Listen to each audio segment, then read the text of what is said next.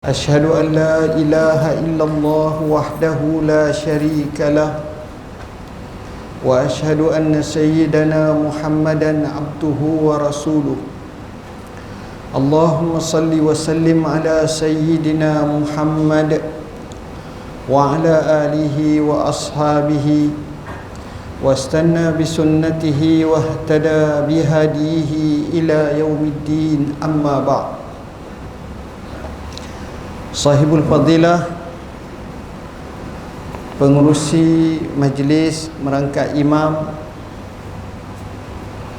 yang amat berbahagia orang kaya Menteri Paduka Tuan Datuk Haji Wan Muhammad Isa bin Datuk Haji Wan Muhammad Razali Hafizahullah, orang besar jajahan Larut Matan dan Selama, merangkap penasihat Masjid Daerah Taiping, Tuan Muhammad Akmal bin Dahlan, pegawai daerah dan tanah Larut Matan dan Selama, yang berusaha pengurusi masjid daerah, barisan saf jawatan kuasanya, ashabul fadilah, tok-tok guru, para imam, alim ulama, para ibu bapa, anak-anak yang dirahmati Allah sekalian. Syukur kepada Allah atas nikmat yang Allah kurniakan kepada kita. Untuk dihitung, diaudit, dikira, maka tak terkira banyaknya. Wa in ta'uddu nikmatallahi la tuhsuha. Kalau kamu nak hitung nikmat Allah, kamu tak akan terhitung. Makanya sewajibnya kita melafazkan alhamdulillah atas segala kurniaan Allah dengan melaksanakan titah perintahnya dan cuba seupaya mungkin menjarakkan segala larangannya. Alhamdulillah, pada malam ini kita akan membicarakan berkenaan dengan sejuzuk daripada iktibar peristiwa agung Isra' dan Mi'raj yang Allah rakamkan dalam Al-Quranul Karim pada ayat pertama surah Al-Isra'. Bismillahirrahmanirrahim. Subhanallazi asra bi'abdihi laylan minal masjidil harami ilal masjidil aqsa allazi barakna hawlahu linuriyahu min ayatina innahu huwas sami'ul basir. Mafhumnya, Maha suci Allah yang telah memperjalankan hambanya, yakni Muhammad sallallahu alaihi wasallam, dari Masjidil Haram Makkatul Mukarramah ke Masjidil Aqsa Baitul Maqdis, yang kami berkatkan sekelilingnya untuk kami perlihatkan kepadanya sebahagian daripada tanda-tanda kekuasaan kami. Sesungguhnya Allah itu bersifat maha mendengar lagi maha melihat. Sidang hadirin yang dirahmati Allah, peristiwa ini adalah peristiwa yang luar biasa kerana ia dibicarakan oleh ulama tafsir, oleh ulama hadis, oleh ulama sirah dan sejarah, oleh ulama-ulama fiqh dan ulama tauhid atau akidah, membicarakan dalam peristiwa Isra' dan Mi'raj. Inilah uniknya. Bahkan pada agama lain juga membicarakan peristiwa Isra' dan Mi'raj ini. Hal ini telah dibuktikan berdasarkan kepada hadis sahih yang diriwayatkan oleh Al-Imamul Bukhari rahimahullah. Satu hadis yang amat panjang, antaranya menyebut tak kala Rasulullah sallallahu alaihi wasallam menghantar surat ke maharaja-maharaja seluruh dunia yang terkenal ketika itu. Surat dihantar kepada Maharaja Parsi yang digelar sebagai Kisra, dihantar kepada Maharaja Rom yang digelar sebagai Kaisar, dihantar kepada pembesar Mesir yang dikenali sebagai Muqawqis, dihantar kepada Raja Habasyah yang dikenali sebagai Najasyi, dan beberapa raja lagi selepas selesainya temeteri perjanjian Hudaibiyah pada tahun 6 Hijrah. Ketika surat sampai kepada Maharaja Rom yang menganut fahaman Kristian ketika itu, yang dikenali sebagai Hercules atau dikenali sebagai Herakla, yang bertempat di Syam, Syria. Dia tinggal di situ ketika itu. Lalu dia arahkan supaya diterjemahkan surat. Bila difahami, dia mengarahkan tenteranya mencari orang yang sebangsa dengan penghantar surat ini, yakni Muhammad sallallahu alaihi wasallam. Ketika itu yang sedang berniaga di negeri Syam adalah kafilah Abu Sufyan. Dan untuk pengetahuan, Abu Sufyan pada masa itu belum Islam lagi. Mereka datang berdagang daripada kota Mekah. Bila mana mereka sampai, mereka dikejutkan dengan jemputan khas panggilan daripada Maharaja Rom.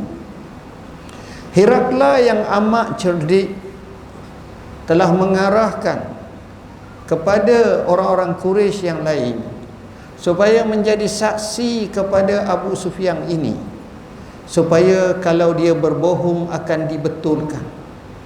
Maka berlakulah dialog yang panjang.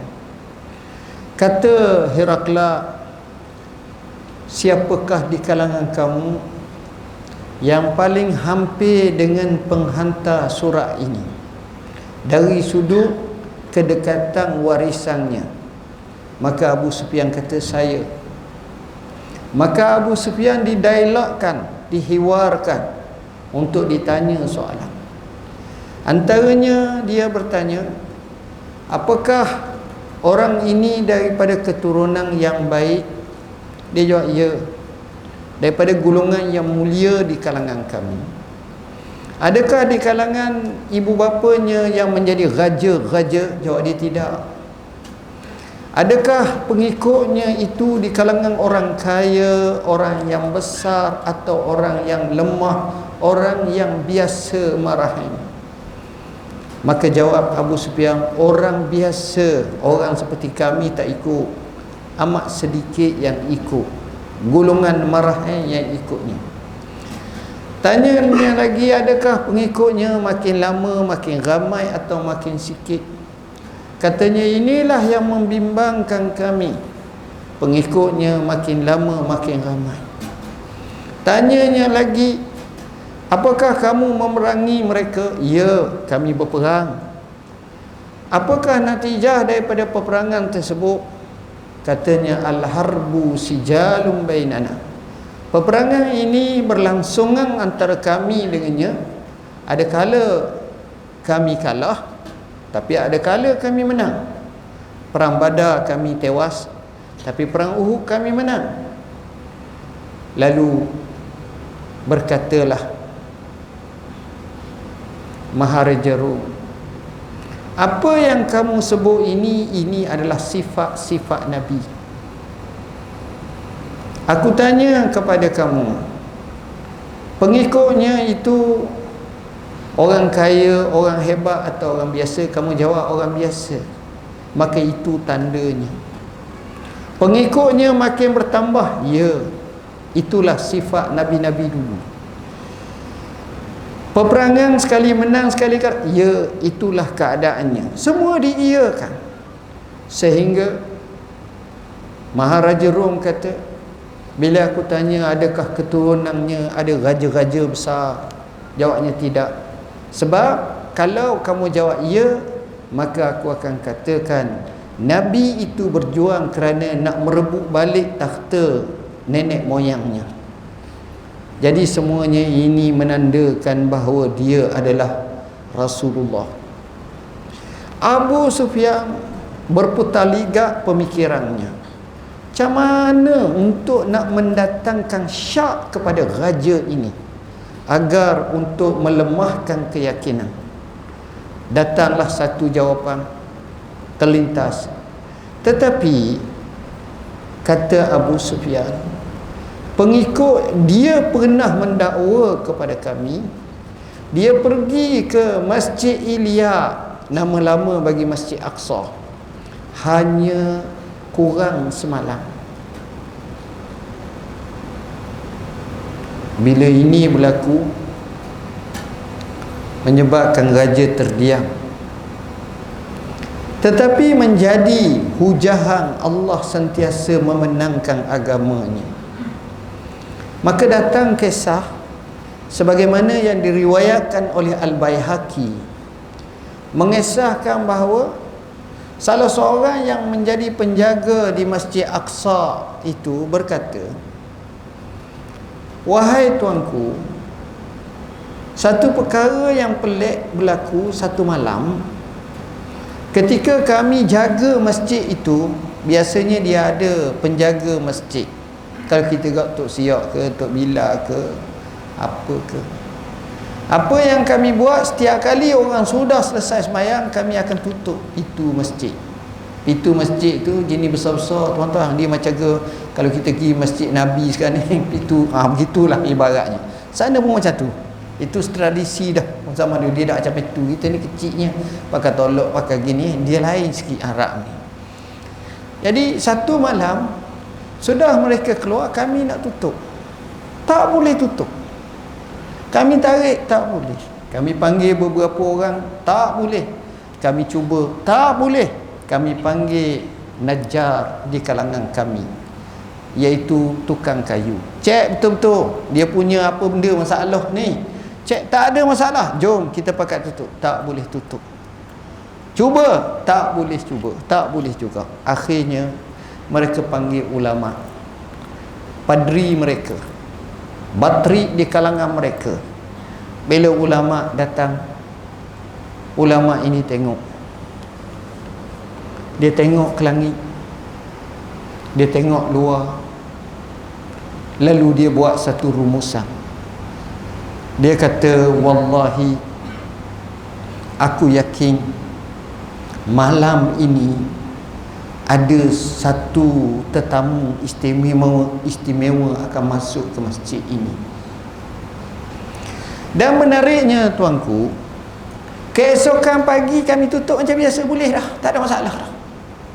Itu malam sahaja. Sebagai satu bukti yang menunjukkan peristiwa itu juga dibahaskan oleh agama yang lain. Inilah luar biasanya peristiwa Isra' dan Mi'raj. Isra' dan Mi'raj ini adalah mukjizat yang kita boleh katakan antara keistimewaan mukjizat ini, di mana mukjizat ini dianggap mukjizat yang akan kekal selama-lamanya, yang tak mungkin dan tak mampu untuk dipecahkan atau dicabar oleh mana-mana. Kerana mukjizat ini, peliknya, semua yang berlaku dalam peristiwaan Isra' dan Mi'raj ini semuanya mukjizat. Jadi bermakna walaupun kita nampak satu mukjizat, tapi di bawahnya mukjizat-mukjizat yang pelbagai. Dan ini pelik dan ini luar biasa. Dan peristiwa ini menambahkan lagi keluarbiasaan mukjizat ini. Sama ada bersifat kebumian, bumi dengan bumi, Masjidil Haram ke Masjidil Aqsa, atau kelangitan, daripada Masjidil Aqsa dimi'rajkan sehingga ke Sidratil Muntaha, sehingga Allah sahaja yang mengetahui, sehingga akhirnya diberi oleh Allah anugerah kurniaan salat 5 waktu sehari semalam. Mukjizat ini mukjizat luar biasa. Dari segi jaraknya tak memungkinkan. Mungkin di muka bumi ini mungkin, tetapi apabila di akhirat tak mungkin. Tapi sebenarnya kalau kita tengok dan kita faham bahasa Arab, bila Allah menyebut tentang mukjizat pelayaran ini disebut dengan lailan. Lailan ini, siapa yang mengaji bahasa Arab dia akan tahu ia merupakan kalimah nama yang mana isim ini dalam bentuk nakirah, bukan makrifah. Apa makna nakirah, apa makna nak makrifah? Makna nakirah dia tidak ada alif lam depan.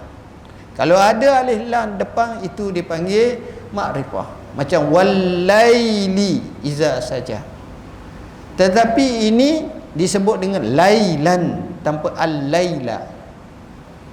Maka di antara fungsi nakirah itu tufidut taqlil, menggambarkan sedikit. Wa ma utitum minal ilmi illa qalilan. Wa ma utitum minal ilmi illa qalilan. Kamu tak di qalilan dalam bentuk tufidut taqlil, sikit. Memaknakan bahawa malam yang diambil juzuk yang amat kecil. Dan ini disokong dalam riwayat Ummu Hani, mak saudara Nabi sallallahu alaihi wasallam, dan juga beberapa yang lain. Jadi peristiwa ini adalah peristiwa yang luar biasa. Jarak yang jauh hanya mengambil beberapa juzuk masa yang sedikit. Bayangkan naik ke langit, Allah sahaja yang tahu berapa jaraknya. Yang disebut oleh ulama, langit yang kita tengok ada bulan, ada bintang. Langit yang kita tengok adanya planet-planet mareh. Yang langit yang kita tengok adanya sang surya, adanya galaksi, adanya bima sakti, gugusan banyak bintang. Itu semua langit dunia. Yang ini yang disebut dalam Quran, walaqad zayyana as-samaa'a ad-dunya bimasabiha wa ja'alnaha rujuman lisyayatin. Dan kami hiasi langit-langit dunia dengan lampu-lampu, dengan maksud bintang-bintang, bulan, matahari yang menjadi penyerah ataupun petunjuk kepada manusia di muka bumi ini. Ini dia artinya peristiwa ini luar biasa. Peristiwa ini menggambarkan bahawa masa itu Allah punya.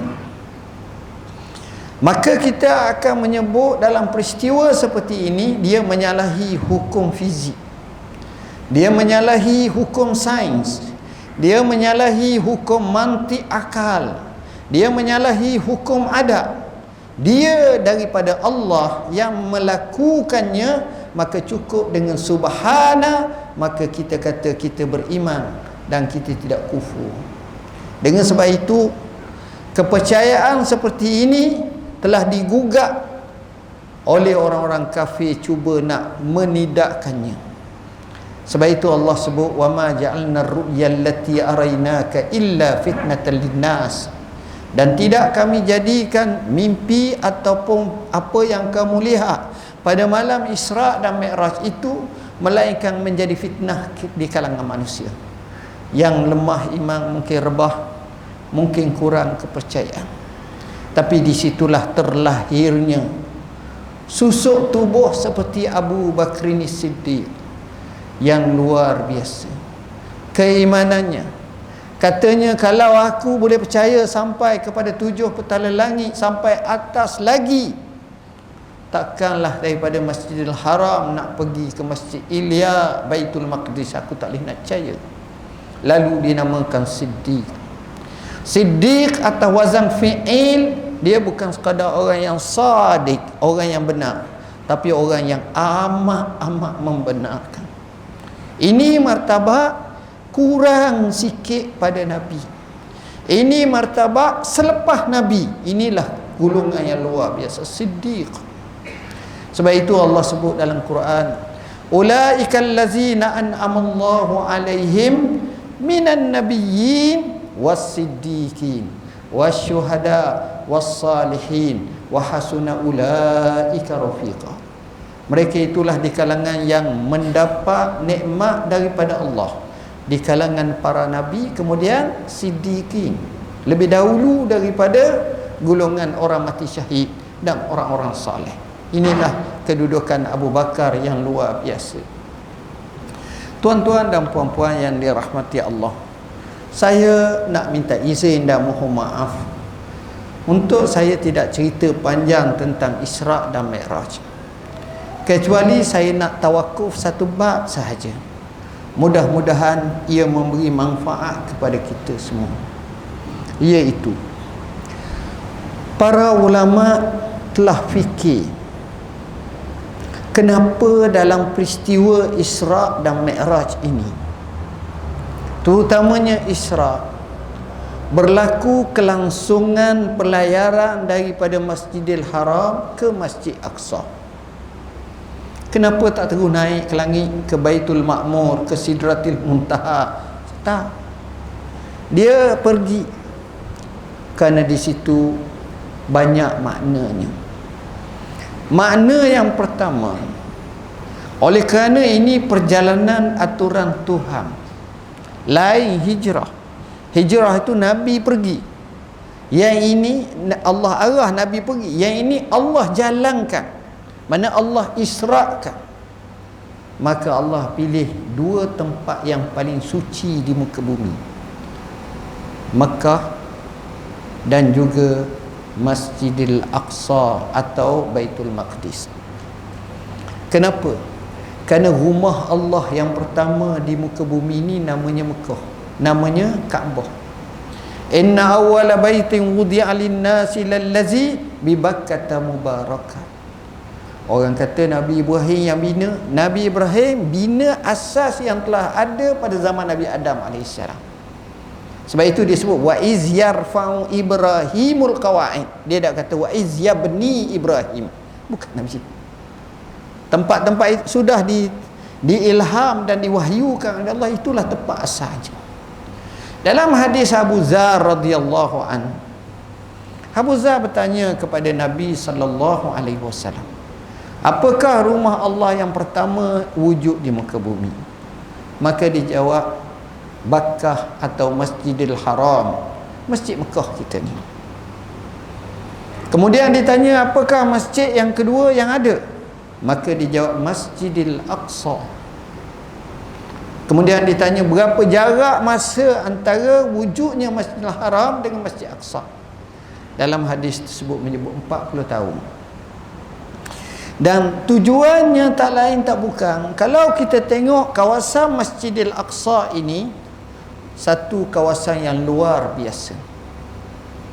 Kawasan ini yang dikenali sebagai Baitul Maqdis, rumah yang disucikan.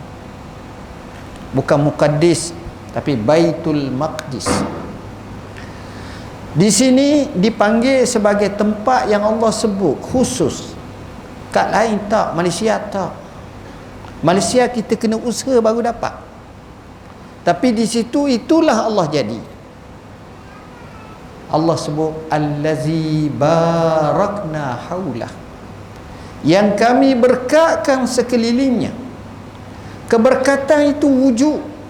Kata Ibn Abbas radhiyallahu anhuma, di situ ada dua berkat, tuan-tuan. Satu dipanggil barakatun diniyah, berkat agama. Kedua dipanggil barakatun dunyawiyah, berkat dunia. Berkat agama ni maknanya, bila kita sebut allazi barakna haulah, yang kami berkatkan sekelilingnya, itu maknanya dataran Syam. Kalau Syam mengikut ulama, maksud Syam zaman dulu, kalau kita terjemah zaman sekarang, mewakili 4 buah negara: Syria, Jordan, Palestin, Lebanon. Ini dipanggil Syam. Ini dipanggil Syam. Kalau macam Saudi itu zaman dulu dia panggil Hijaz. Dia ada nama-nama besar-besar masa tu. Begitulah. Jadi Syam ni Allah kata kami berkatkan semua. Berkat yang pertama, berkat agama. Kenapa? Kerana teramat ramai para nabi asal daripada kawasan tu. Kalau bukan daripada kawasan tu, pernah pergi di situ, pernah lalu di situ, pernah duduk di situ, pernah menetap di situ. Contohnya, kita sebut Nabi Allah Zakaria, Nabi Allah Yahya, Kita sebut lagi Nabi Ibrahim, walaupun asalnya daripada Babil tapi kat Palestin. Kita sebut lagi Nabi-Nabi yang lain. Nabi Musa pernah bertenggek pergi situ. Nabi Isa begitu juga duduk situ. Banyak para Nabi, memang banyak. Jadi seolah-olah agama Islam ini daripada Nabi kepada Nabi-Nabi ini dia ada hubungan yang amat akrab di Masjidil Aqsa. Keduanya, kawasan itu juga kalau kita tengok memang awliya Allah ni memang ramai, para sahabat ramai yang berhijrah di situ. Sayyidina Bilal bin Rabah al-Habashi, anak Sayyidina Uthman Abban. Kita tengok Sayyidina Muawiyah. Kita tengok lagi siapa lagi? Abu Ubaidah, aminu hazihil ummah. Kita tengok memang kubur mereka, makam mereka ni boleh bilang lah, tak boleh nak bilang, banyak sangat. Awliya Allah kita tengok memang ramai. Kalau orang pernah sampai ke Syam, pergi ke Babus Saghir, pergi ke perkuburan di situ, tuan-tuan akan temu tokoh-tokoh ulama luar biasa. Tuan-tuan tengok Bahlul, kita dengar Bahlul ni teruk benar, tapi itu nama wali Allah. Masa tak sempat saya nak cerita. Kita akan tengok tokoh-tokoh Salahuddin Al-Ayyubi, pembuka ni situ kok. Kita tengok Ibnu Asakir, pakar sejarah mazhab Syafi'i, situ kubur dia. Kita tengok Ibnu Qudamah, situ juga tempat dia. Kita tengok Imamun Nawawi, situ juga tempat dia. Kita tengok Abu Syamah, seorang ulama muhaddis Syam yang terkemuka, situ juga. Maknanya kalau nak cerita hak zaman dulu tu, letih kita banyak sangat. Aulia Allah. Jadi berkat agama memang situ suhu sampai sekarang. Kemudian berkat yang kedua namanya berkat dunia. Berkat dunia macam mana? Kerana dia iklimnya iklim Mediterranean. Iklimnya itu menyebabkan kalau buah tu comel-comel belaka. Kalau buah anggur tuan-tuan, zaman hamba belajar dulu, besar ibu kaki jari ibu kaki kita hak.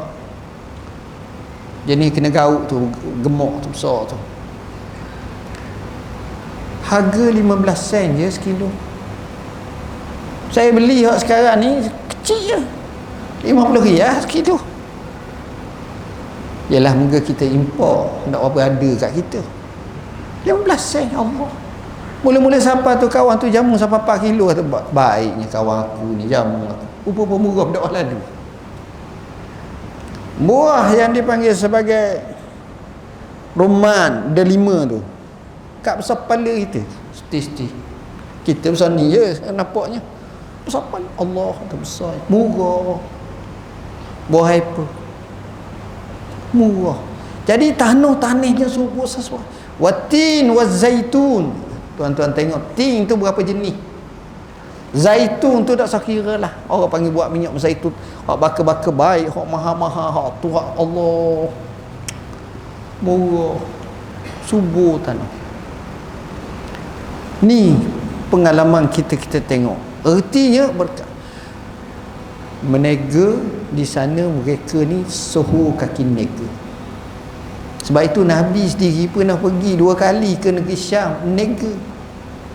Zaman Abu Talib dia pergi, zaman bawa hak Khadijah untuk bawa barang nega dengan Maisarah tu dia pergi. Sebab suhu situ.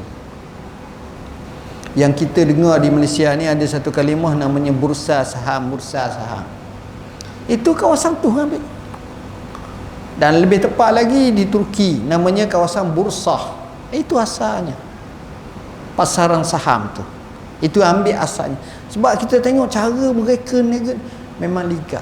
Arab ni kalau buat nega tuan-tuan kalah Melayu. Kalau orang kata orang kaya Arab, orang kaya Melayu. Jauh beza tuan-tuan. Kaya-kaya sungguh. Ertinya mereka ni handal. Jadi berkat dunia tu Sohu. Kawasan tu memang luar biasa, hebat. Apa yang saya nak sebut poin seterusnya, signal dan isyarat bila mana Masjid Aqsa itu Nabi ziarah dalam peristiwa Isra' dan Mi'raj, maka difahami oleh umat Islam bahawa Masjidil Aqsa mesti milik orang Islam. Maka susun atur dilakukan pada zaman Abu Bakr As-Siddiq.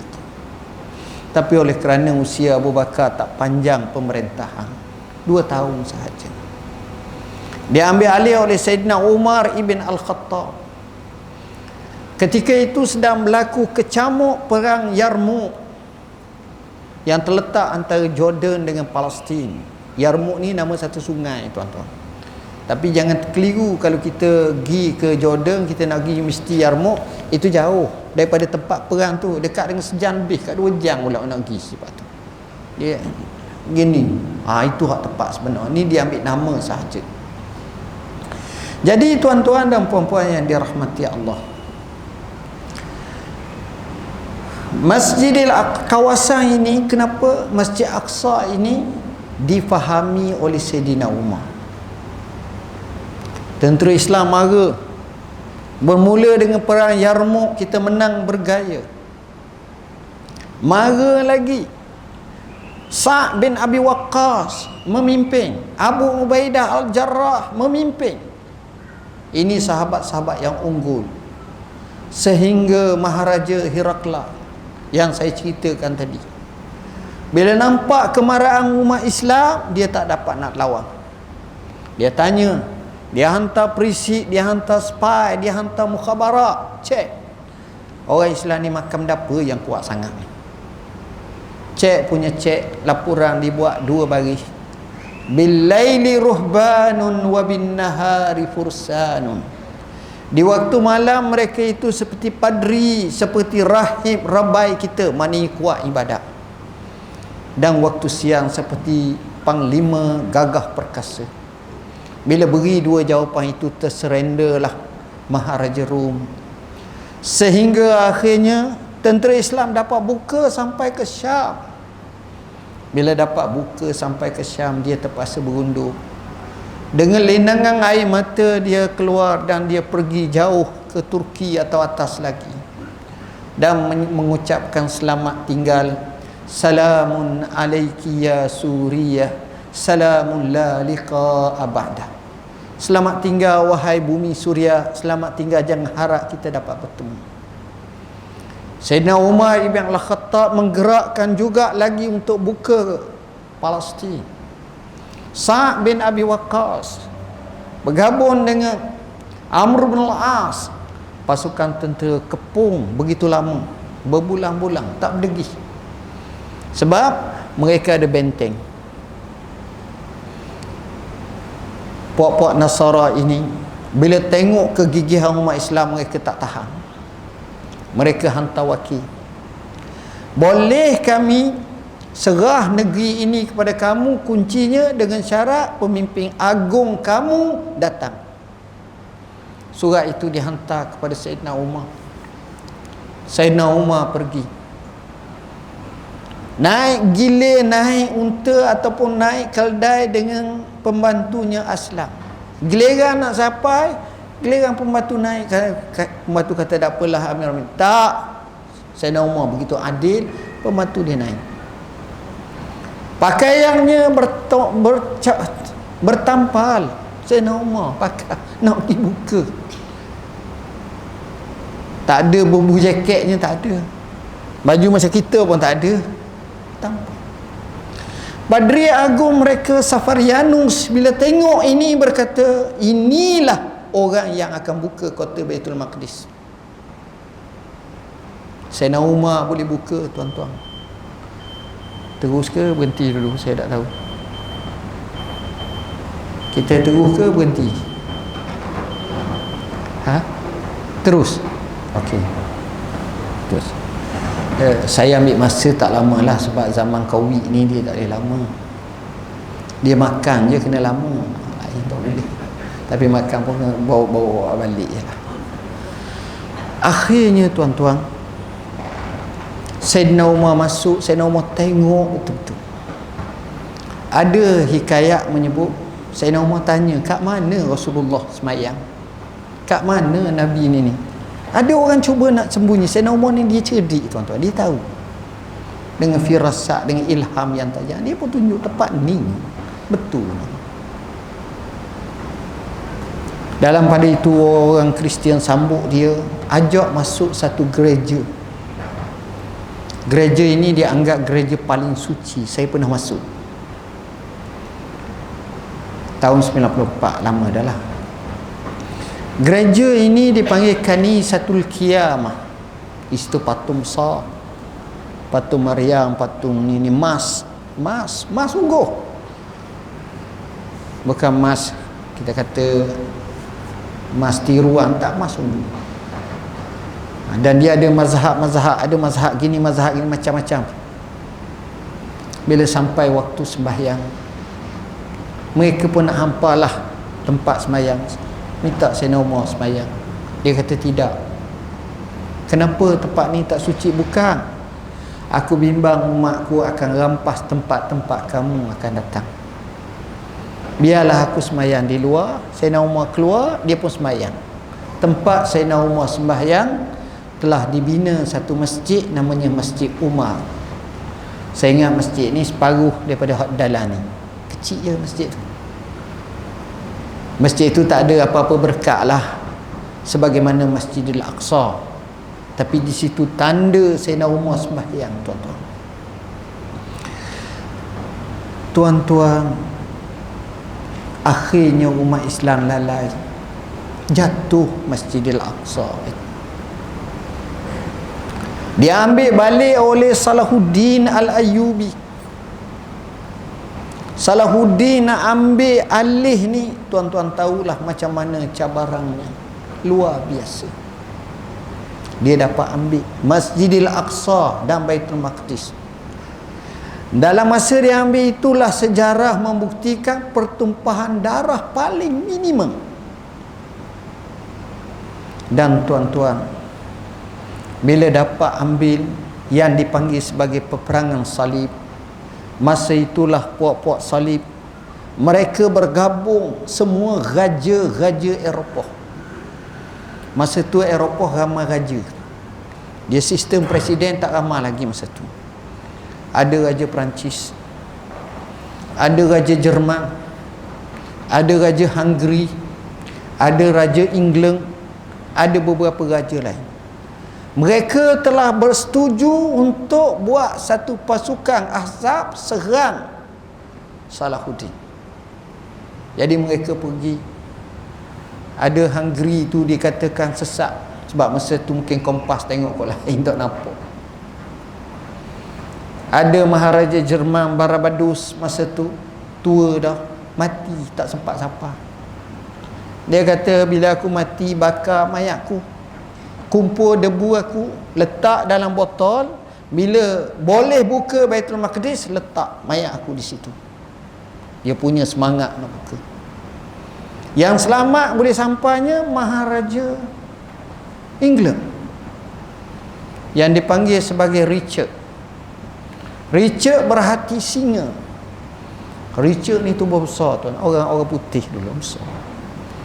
Ada orang cerita dia makan kambing seekor. Kita ekor kambing tu seekor. Kuat aku. Bila perang dia menang semua, lawan menang. Tapi takdir Allah, 3 kali nak bertembung dengan Salahuddin, tak jadi bertembung. Dia siap dah, pergi dah, tengah jalan kata, jom balik. Marah kan dia. Salahuddin tuan-tuan, setiap malam angkat tangan, semayang doa. Lain tuan-tuan, semayang menangis. Salahuddin Al-Ayyubi, kalau kita baca sifat dia, takut ke Allah dia, sampai tahap tu menangis semayang. Dia boleh jaga Baitul Maqdis. Orang macam ni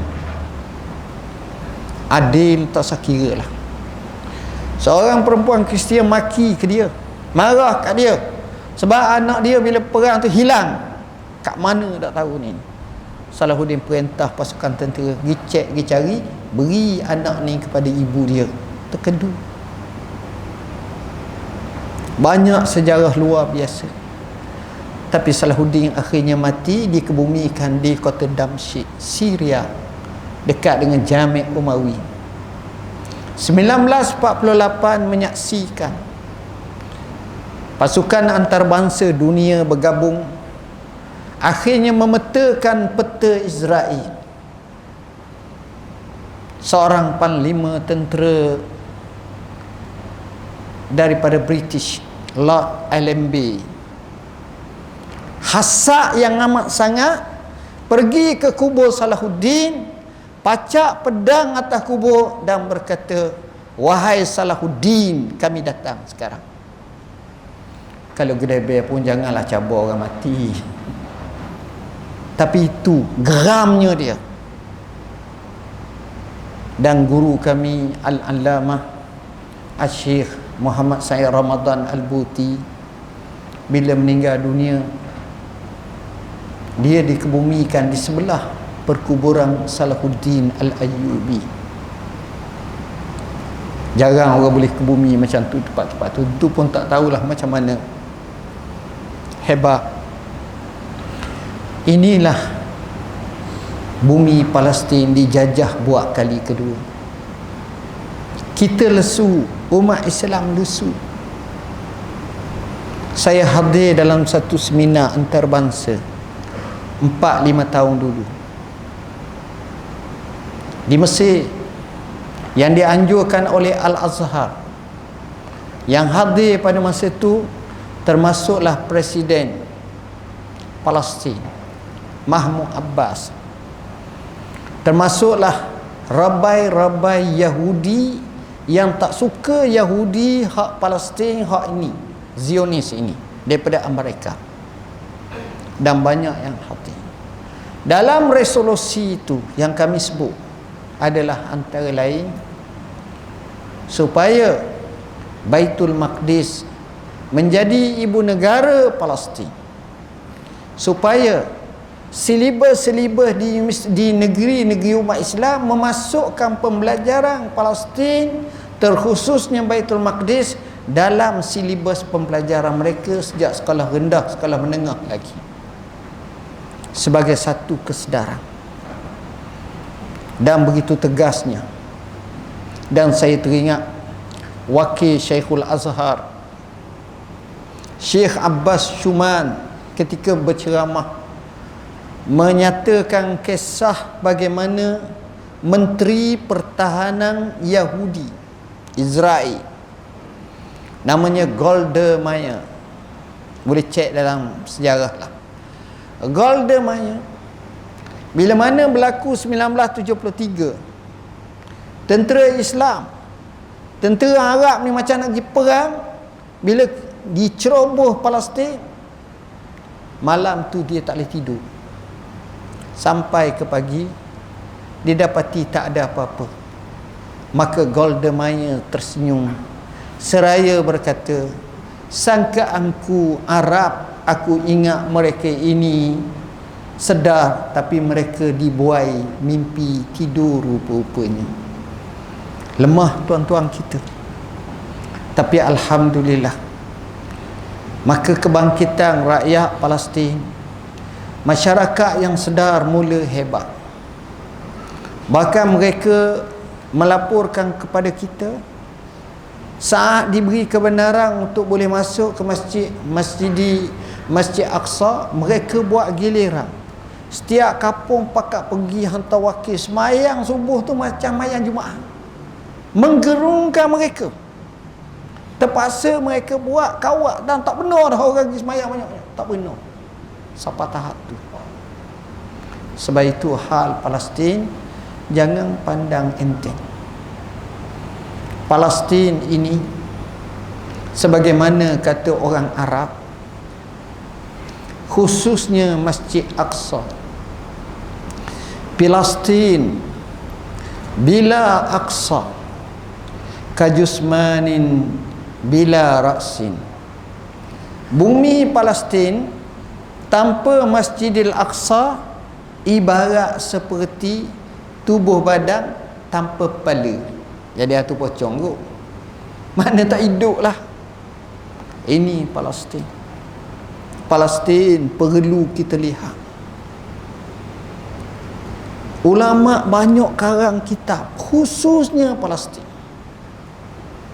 Syekh Maulana Abil Hasan Ali An-Nadwi mengkaryakan kitab Qadiyah Palestin. Seorang ulama terkenal Jamaluddin Al-Qasimi juga karang tentang Palestin. Dan mereka fikir banyak. Saya teringat masa saya belajar di Masjid Islam Madinah, bila baca berkenaan bab tanda-tanda kiamat kecil,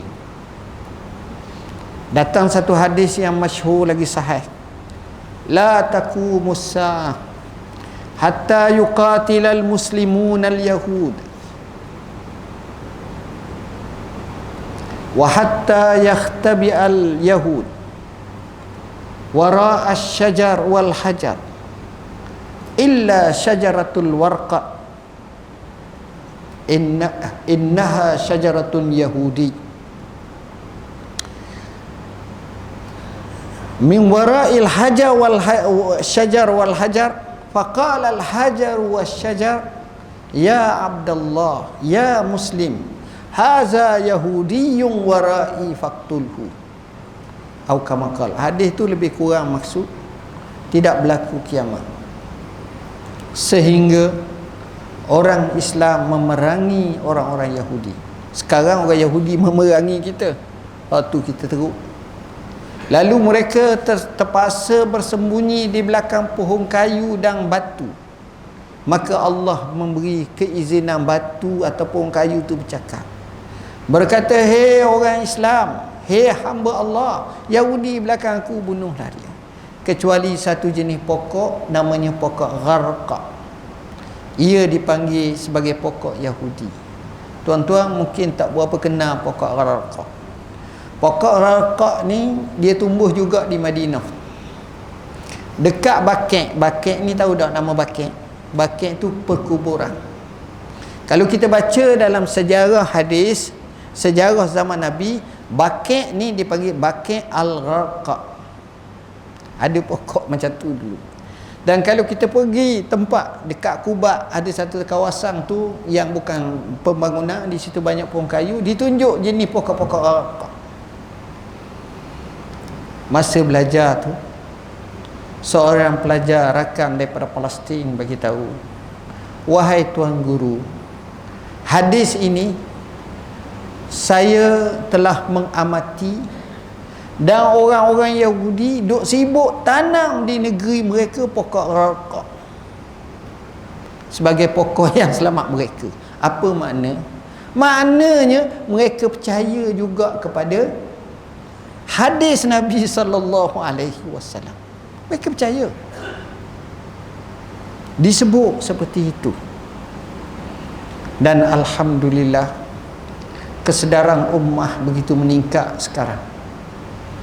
Dan kita tengok mereka mula bangkit, mereka mula bersatu. Kita tengok kebangkitan kefahaman tentang bumi Baitul Maqdis sudah nampak riak-riak. Sebab itulah sebagai umat Islam sewajarnya kita berdoa kepada Allah. Mudah-mudahan Allah kurniakan kita pada satu masa nanti untuk dapat kita tahqiqkan beribadat di 3 buah masjid utama, Masjidil Haram, Masjidil Nabawi dan juga Masjidil Aqsa, bagi menyahut hadis Nabi sallallahu alaihi wasallam, la tushaddur rihal illa ila salasati masajid, Masjidil Haram wa masjidi haza wa Masjidil Aqsa. Tidak perlu bersusah payah untuk bermusafir ke mana-mana masjid kecuali kepada 3 masjid utama ini kerana dipahalakan dengan pahala yang besar, iaitu Masjidil Haram Makkah, Masjidil Nabawi yakni di Madinah, dan Masjidil Aqsa. Saya rasa sekadar itulah yang dapat saya sampaikan pada malam ini. Mohon maaf bahasa yang saya guna tidak berapa baik, sesuai dan menyinggung perasaan tuan-tuan sekalian.